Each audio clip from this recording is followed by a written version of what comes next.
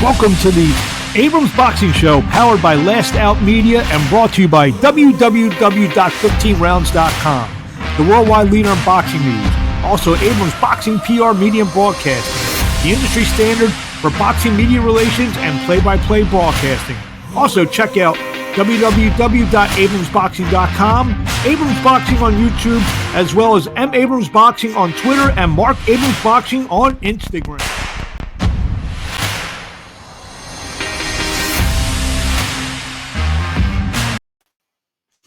Good evening, everyone, or good afternoon, good morning, wherever you're watching around the world. Welcome to another edition of the Abrams Boxing Show. I'm Marc Abrams.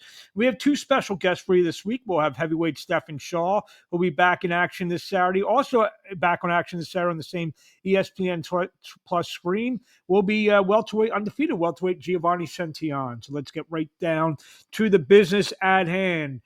This past Saturday night, Detroit, Alicia Baumgartner retained the undisputed super featherweight championship with a 10-round unanimous decision over the only person to put a blemish on Alicia's record, Christina Lenartado. Baumgartner out 15-1. Lenartado falls to 14-3. That took place at the Masonic Temple in Detroit, Michigan. Scores were 99-91, 98-92 twice. Looks like they're going to try to make some fights between Baumgartner, maybe Katie Taylor, Amanda Serrano, Chantel Cameron. So the big fights are at hand now for the undisputed 130-pound champion from Detroit, Michigan, Alicia Baumgartner.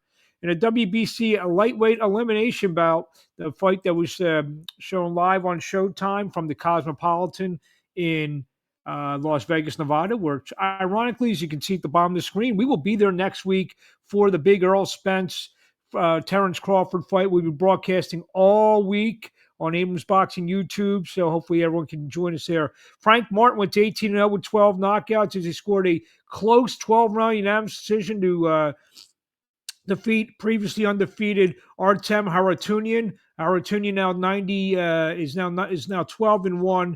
Scores were 115, 112 twice for Martin, 114, 113. Martin gets the big knockdown in round 12 to solidify the victory. Not Frank Martin's greatest result yet, his greatest performance, but he gets the win. He stays in line for a big opportunity in the 135 division. Co-features saw IBF number 13 super lightweight Elvis Rodriguez go to 15-1-1 with 13 knockouts as he stopped former world champion Victor Postol. Postol now 31-5, round 7. Rodriguez dropped Postol towards the end of round 6 and opened up with just a big barrage in round 7. Stoppage was at 23 seconds. Late addition to the televised card, 6'2" welterweight Freddie Fraudius Rojas went to 11-0, kept his knockout streak in order with his 11 knockouts. He stopped Diego Sanchez in round 7 of their 10-rounder. Rojas dominated the fight, and Rojas dominated the fight, and Sanchez's corner said before round 6, you're on a short leash, and they weren't wrong there as they stopped the fight at 58 seconds of round 7. Earlier in the day in England, world-ranked welterweight Josh Kelly went to 14-1-1 as he scored a 12-round unanimous decision over WBO number 9 ranked and previously undefeated Gabriel Corzo. Corzo now 18-1. The scores were 117-110, 121-7 twice for Josh Kelly. WBC Super Bantamweight Eliminator fight that was shown on DAZN from Mexico.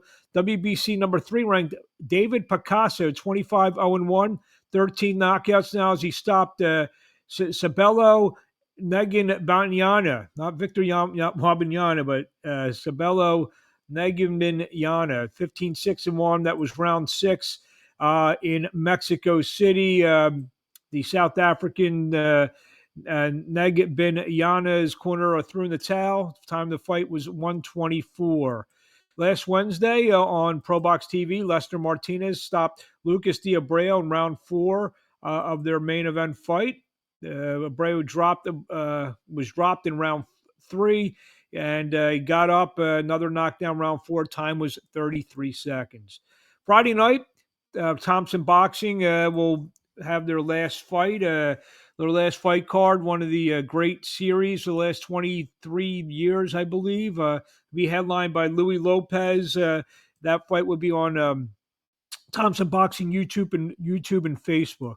This Saturday, ESPN presents the former undisputed lightweight champion of the world, George Kambosos, 20-2, 10 knockouts. Gets in the ring for the first time since his 2 fights with Devin Haney's. He takes on Maxie Hughes, 26-5 and 2, 5 knockouts. This will be a 12-round IBF title eliminator from the Fire Lake Arena in Shawnee, Oklahoma.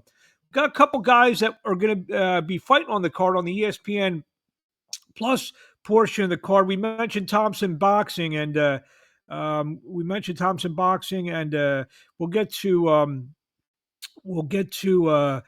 Giovani Santillan. But I had a chance to talk to heavyweight Stephan Shaw, who's be back on the card, his first fight since his loss to Effie Jagman. This is how now joining me on the line is heavyweight Stephan Shaw, who this Saturday will take on Joseph Goodall in Shawnee, Oklahoma, live on ESPN Plus. Big Shot, what's happening? What's up, Marc? How you doing, man? Doing all right. So we got the fight Saturday night. What are your thoughts? We're taping this on Tuesday, so about 4 days out. How you feeling 4 days out before the fight? I feel good. I feel great. Camp has been great. We just putting the last finishing touches on camp. Pretty much just tapering off and just making sure we stand sharp and so we can be explosive Saturday night and make a statement. Obviously, making a statement coming off your first professional defeat against Effie Jagba. How long did it take you to kind of how long did it take you to get over it? Did you watch it? What did you learn from that? Pretty much the biggest takeaway that I got from that fight, man, is just pretty much just let it flow and let it go. You know what I'm saying? Be about that action and make it happen.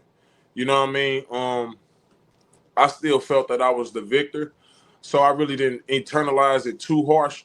You know what I mean? Because it wasn't like it was a devastating knockout loss, or it wasn't like a total domination where he really battered me and beat me up. It was 6-4 on all 6-4 on all cards, so it was right. You're right there. Yeah, you know what I'm saying? 6-4 on all cards, but it could have easily been 6-4 my way. It just depends on what you were looking for. So I really didn't internalize it like in a negative fashion. I just took it like just build off of it, and just go out there and just put it all together. You know what I mean? You got the skills to pay the bills. So just put it all together, and you know what I mean, and just go out there and give these people a show, get them their money's worth. You know what I mean? And that's what I plan on doing Saturday night against Joseph Goodall. Did you feel like you gave him a little too much respect early with his maybe he was known as a puncher? Do you think that's what it was? Yeah, definitely. That's what it was. You know what I mean? He was a known puncher, and it was like, he showed me a lot of respect. Mm-hmm. You know what I mean? The Jogba really didn't fight like the Jogba that we've been accustomed to see. So with that, man, I also felt like it could have been a draw, as well as the fight being 6-4 my way. I felt like it could have been a draw. So and then I felt like it could have been a rematch. You know what I mean? We could have a rematch. I was just about to ask you want to run that one back at some point. Yes, man. I want to run that back because, I want to beat everybody that I face. You know what I mean? I want to be a guy like I want to be like a Lennox Lewis. Like, well, now, since I can't say that I'm undefeated, I just want to say I can beat everybody that I face. You know what I mean? Because Lennox Lewis, he might have lost to Oliver McCall, but he got that win back. You know what I mean? He might have lost to Hassan Rahman, but he got that win back. So that's what I plan on doing in the near future. Hopefully we can make that fight at the end of the year. I took it on I took that fight like on a 2 weeks notice. You know what I mean? I wasn't his original opponent. He was supposed to fight Oscar Rivas, and I was supposed to fight Guido Vianello. Me and Guido was lined up to fight on the Terrence Crawford and Sean Porter card, but he pulled out due to I guess he hurt his arm or hurt his shoulder or something, and then so that was supposed to be the opponent I was supposed to fight long time ago. And then when it didn't materialize January 14th, you know what I mean? I thought it was going to happen after the Jogba fight, but he's going in one direction, and so I guess the direction to clear away from me. Well, that brings us to Joseph Goodall. He's a 9-1. He's fought 9 of his 10 fights in Australia. He's fought once here in the United States. What does he bring to the table? I mean, he's been fighting in Australia. Have you been able to get a look at him at all? Yeah, I got a chance to look at Goodall. I see that he was a bronze medalist in the World Games, and I also saw that he got a win over Effie Ajagba in the amateurs. You know what I mean? I did my homework on him. I think that he's a stand there, take some to give some kind of guy. He's going to come to fight. He's going to be there all night. You know what I mean? He haven't shown, prowess to really get away from shots easily. Justin Huoney really couldn't miss him. You know what I mean? But I respect all fighters, and I'm not going to go in this fight overlooking this guy. And he's definitely going to come to win. You know what I mean? He's about my age. You know what I mean? And he's looking for footing in this heavyweight division. And and I'm looking to ascend to the top of the division. So if Joseph Goodall is the opponent that I have to get through, then so be it. And I will get through Joseph Goodall Saturday night. So it sounds like, just based on the credentials that you just read off, he's not your typical you coming off the loss. Let's get let's stand the handpicked opponent. This guy's he's got some credentials to him. He's not just a guy that is going to roll over on Saturday night for you. Yeah, you know what I'm saying, and that's just a testament to the fighter that I am. You know what I mean? And it's also a testament to how the business of boxing is. Because, sometimes, some guys lose, you want to get them back rolling, try to get an easy win or whatever. But the way they're painted, they feel like this is an easy win. They feel like, oh, he's nothing. But I mean, I'm not going to be naive and look at this guy like he's 1-9. He's 9-1, even though he hasn't truly faced the opposition that I faced. You know what I mean? He fought a bunch of club fighters in Australia. You know what I'm saying? So, that's not really saying a lot, but he's definitely a durable guy, and he's definitely I definitely feel like that he's gonna try to come and win. But I definitely feel like any fighter should. So that's not really saying too much. But I'm not gonna overlook this guy, and I'm not gonna be naive and not do my homework on him. And I've seen that he's lost to guys, up and coming prospects like Justin Huoney, and then he was a bronze medalist in the World Games, so he has a amateur background, great amateur background. So I'm prepared, and I'm prepared for whatever Joseph Goodall brings. How important is it for you not only to win but to look good? We look at the top ranked side of the street where you've been fighting on the ESPN platforms, you mentioned a Jagba. There's still Jared Anderson. That's a fight out there I'm sure you'd want. They just signed a big Polish heavyweight, Kanaiba. Some guys with the experience level where you guys are at 15, 18, 20 fights trying to get into position. I'm sure I'm missing a couple guys. I know Richard Torres is kind of below you guys in terms of the experience. But there's me some guys that that might be mixing and matching. In the next few fights. You and a Jagba, Jared, and Kanaiba maybe. I mean, have you kind of looked at that? Yes, I have. I size everybody up. Arslan Makhmudov. Exactly. He just had a big knockout. Yep. But he's got this twitch. He's got this twitch. But I really didn't see too much out of him. He looks like a Primo Canera type heavyweight. You know what I mean? And Jared Anderson, he has talent, but he's definitely showed a lot of flaws. In his last fight against Charles Martin. See, when I fought, I lost, but I really didn't show too much flaw. Yeah. And like I was saying before, I mean, I've seen most of your fights. Wasn't your best performance, and you still only lost 6-4 on those cards. So, it's like hard to really like judge. It's really like hard to really assess that. It's like he lost, but it's like, damn, he really didn't take punishment or really get beat up. You know what I mean? So what was his weakness that he shown? You know what I mean? It's probably like it wasn't really more of a jog but beat me. It was just what I didn't do enough of, or what I just didn't do.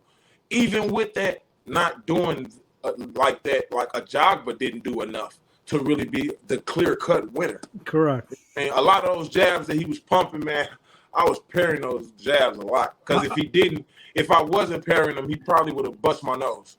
And obviously, your boxing skills they go without saying. I have a feeling, just based on what you're saying, we may see you may be turning it up a little bit in terms of the aggression thing on Saturday, and maybe going forward. Would that be safe to say without giving too much away? I don't know. We just got to wait and see. Okay, try to pull it out of you. You know what I mean? But you're definitely going to see just great boxing skills. Anything. If he wants to come forward, I got a game plan for that. If he wants to try to move, or I doubt if he tries to move, but he's definitely going to be there, head on the line. You know what I mean? Head over his knee. So it's a lot of, just a lot of things that I can do. You know what I mean? In that ring. You know what I mean? And he's going to have to show me that I'm going to have to do a lot of things different. You know what I mean? So I'm going in there feeling great, and I just want to have fun, Mark. Before I let you go, who we got in the background there? Oh, that's my wife. That's my beautiful wife. Well, you can't have her on the frame and not introduce her. This is my beautiful wife. Come and tell these people who you are. This is my wife, Kendra Menace Shaw. We call her Lady Big Shot. Okay. Lady Big Shot. She's an up and coming fighter. She'll be making her pro debut next year. You know what I mean? We just came from the gym. We run and train hard every day. You know what I mean? And she's an amateur right now. She actually was a bronze medalist in the 2012 USA Nationals. So, and then she ended up getting pregnant with our oldest son, and she took 10 years off. Oh, wow. And, she started back training last year. And she's just been looking great in the gym. She's sparring nothing but guys. You know what I mean? And she's ready to try to go to one of these nationals within the next year and try to do something at the nationals and then turn professional. Well, let me ask you a quick question. So your husband, he's 18-1. He's a highly regarded heavyweight. How much motivation seeing what he's doing to give to you and your aspiring career? Well, I'm very motivated by Stephan. Because, he not only live in a gym, he literally do it outside the gym. So, that's like real motivation to a boxer, definitely a person like me that's upcoming. And to be his wife, I be like, hey, I'm just thankful to be his wife, and thankful to learn. I'm thankful to have her as my wife and my supporter. Learn pointers from him and being taught different things that I never knew in boxing. And it's a blessing. I take it and I run with it. I be thankful. I'll tell you what, I would not want to sit next to her during one of your fights because I know how the wives get during the fights. They're throwing punches in the crowd, and I don't know if anyone wants to get hit by you if during one of Stephan's fights. She's definitely one of them, Mark. Well, I don't really be throwing the punches. I just be yelling out the things. She yells out combinations. She yells out combinations, and sometimes when I do it, it'll work. And if she in this upcoming fight, I'm gonna try to be on the lookout for her voice because she knows her stuff. There you have it. Well, I thank both you guys for joining us. This is 2 for the price of 1. I usually ask, what do you want to say in closing? I'm going to ask that to both of you. Hey, I just want to say tune in July 22nd this Saturday, and I will be victorious. Stephan Big Shot Shaw. I'm ready to make my return, and I'm just ready to shine and get back to my grind and keep ascending to the top of the mountain of the heavyweight hill. And you can follow me at Big Shot Shaw on Instagram.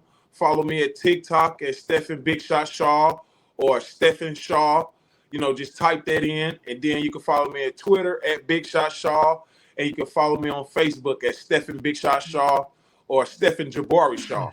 And Lady Big Yeah, Shot, how and about then you? you can follow me on all social media sites at Lady Big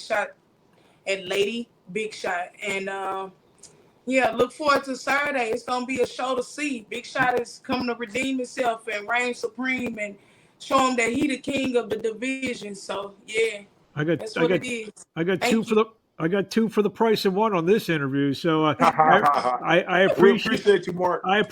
both you guys. We look forward to seeing you Saturday. Lady Big Shot, we'll see you hopefully in the next year. Make your pro debut. And For sure. thank you for a few minutes of your time. Well, best of luck Saturday. We'll talk to you along the way. Yes, Thank sir. you so Thank you. much. Thank you. Hold on one second. And Stephan Shaw, Stephan Shaw joined us real quickly. We also talked to Giovani Santillan, the undefeated welterweight from San Diego, and this is how it's.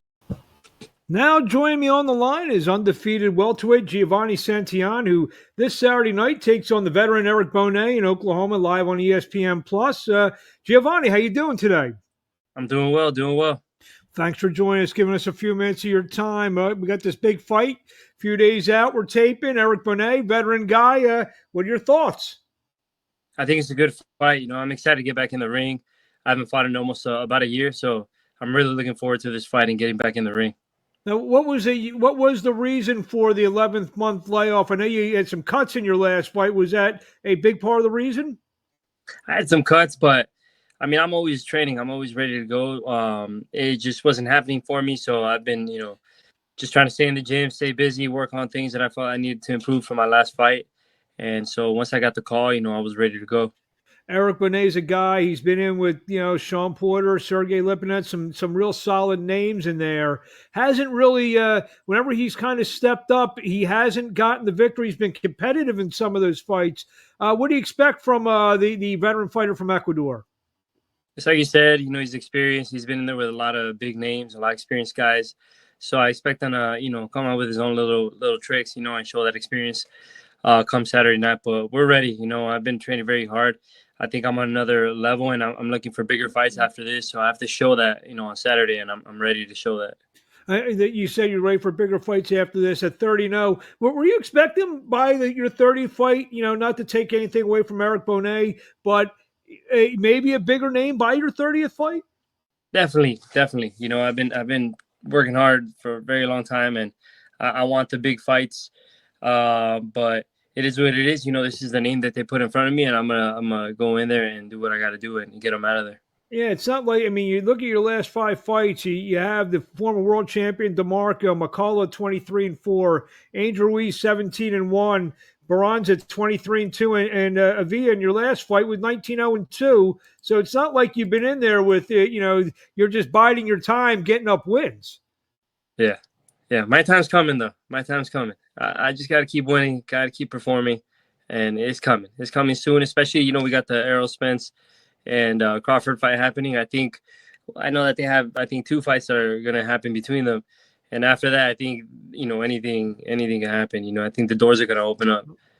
Well, one of my last questions was going to be, but since you're a, I'm only asking you because you're a welterweight. I'm not one of these people who are going to ask heavyweights. What do you think of this fight? Well, you're a welterweight, so obviously, you got a little stake in the game because, like you said, once these 1 or 2 fights happen, things are going to start moving in terms of titles and rankings and so forth and so forth.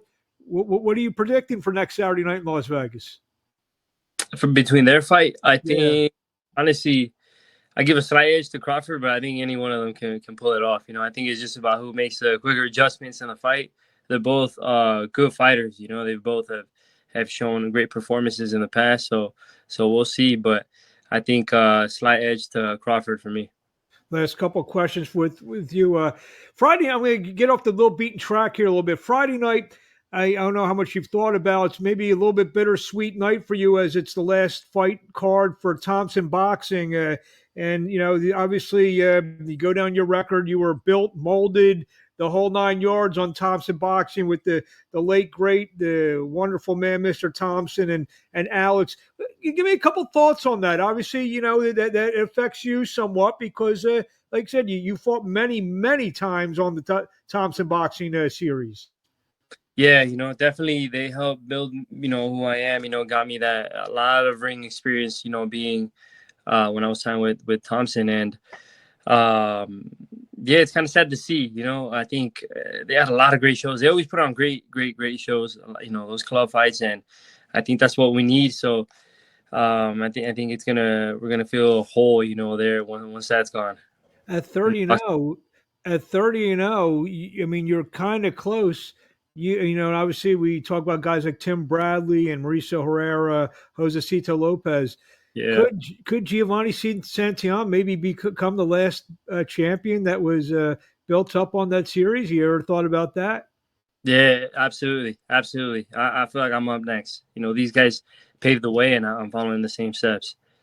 Well, we will let you go just a few more minutes. What do you want to say to the fans out there in closing before we see you this Saturday night take on the veteran Eric Bonet? Oh, actually, one question. Bonet, he's on a little bit of a winning streak. He went back to Ecuador. I think he's won 5 or 6 in a row. I mean, what do you take? You know, he's come to the States. He's fought the guys we mentioned. He's lost to them, goes back to Ecuador.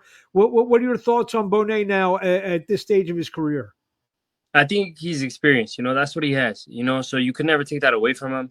At any moment when he got that experience, you just pull out, you know, those little tricks, you know, out of nowhere, you know, that you've always had. And so I'm ready, and I'm expecting, you know, I always go in there expecting the best version of him.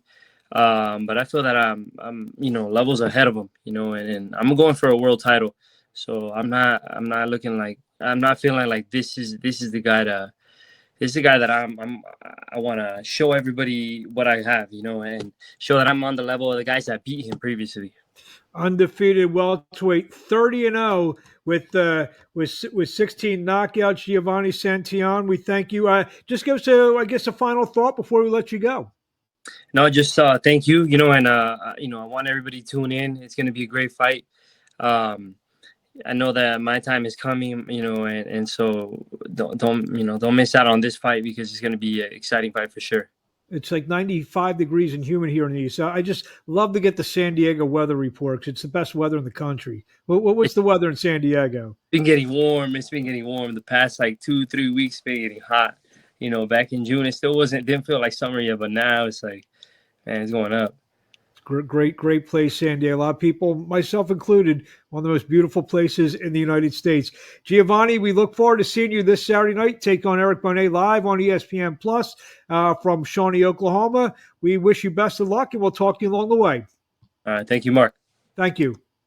A lot of news items this week. We're a little pressed for time, but we're going to go over all that because we're going to be broadcasting live all week.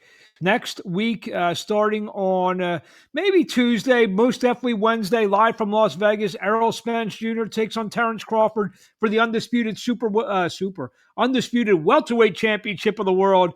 We'll be there live in person, lots of interviews, lots of news. We'll have everything there for you. I want to thank everyone for joining us. Stephan Shaw and his wife Kendra for joining us, as well as undefeated welterweight Giovani Santillan. They'll be part of the George Kambosos Maxie Hughes fight this Saturday night from Shawnee, Oklahoma. We'd like to thank everyone for joining us, and we'll talk to you next week from Sin City, Las Vegas. Spence Crawford is finally here.